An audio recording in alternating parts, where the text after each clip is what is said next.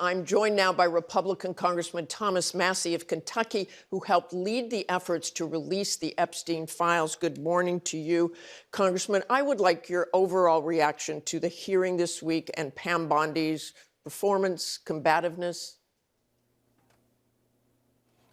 I don't think she did very well. She came with a book full of insults, one for each congressperson. She obviously had one for me.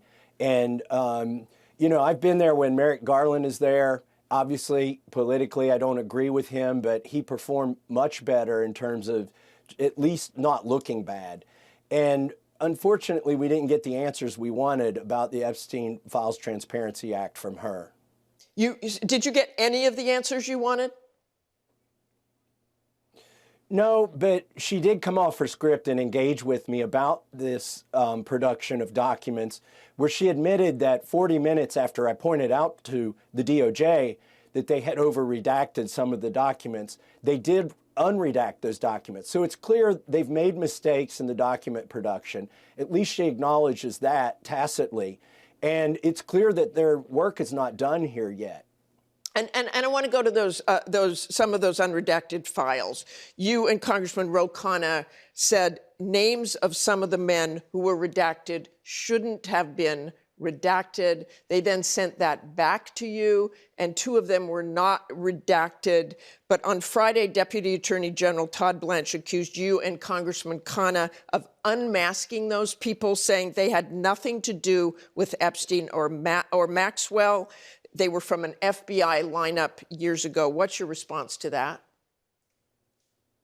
Well, 3 hours before Todd Blanche himself unredacted those names, I told him in an X post, which I know he read because he reposted it, that those may be men in a lineup. And then I went on TV and said those may be men in a lineup. And it was actually the DOJ who released those names, which is fine, but they omitted the context that I provided, which is these may be men in a lineup. Now, there were two men who needed to be named, one of whom has already resigned.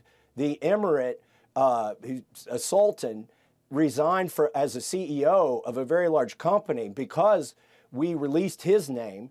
And there's another man, Leslie Wexner, I'll add him to the list with Jess Staley and Leon Black, who need to be investigated right now. They've appeared in these files. Leslie Wexner is the one who, you know, Pam Bondi said, oh, he's appeared thousands of times in these documents. We're not covering up anything. But I pointed out to her, they redacted his name from the one document that says child sex trafficking co-conspirator. And my question is, who is the person at DOJ who redacted Leslie Wexner's name from a document titled child sex trafficking with co-conspirator next to his name? And I want to say right now that Wexner denies, and they say he was not a co-conspirator. Wexner has a statement. The assistant U.S. attorney told Mr. Wexner's legal counsel in 2019 that Mr. Wexner was neither co-conspirator nor target in any respect. Mr. Wexner cooperated fully by providing background information on Epstein and was never contacted again. But I'd like to move on if we can. Yesterday, the DOJ sent Congress a letter explaining the reason for all these reactions. So you are not satisfied with that?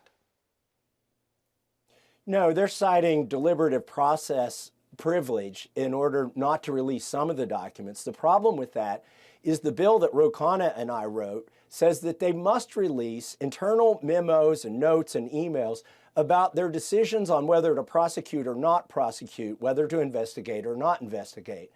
It's important they follow that, because then we could find why they didn't prosecute Leslie Wexner. What was the decision tree there? And also why in 2008 they gave Jeffrey Epstein such a light sentence. And finally, I know the DOJ wants to say they're done with this document production.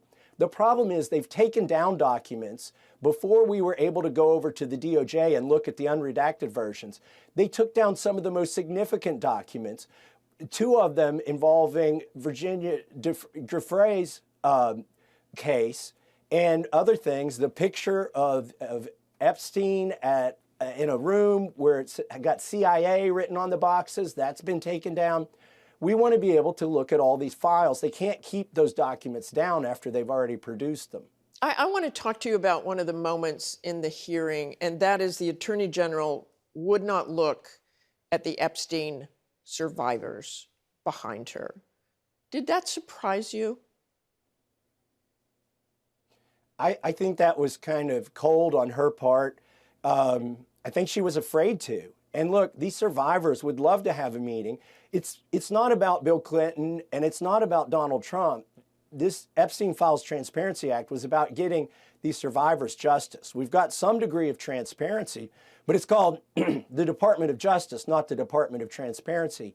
And so what these survivors need, they need to see some of their own 302 forms, which haven't been released, and they also need to see some of the men that they've implicated prosecuted. Do you still have confidence in Pam Bondi as Attorney General? I don't think Pam Bondi has confidence in Pam Bondi. She wasn't confident enough to engage in anything but name-calling in a hearing.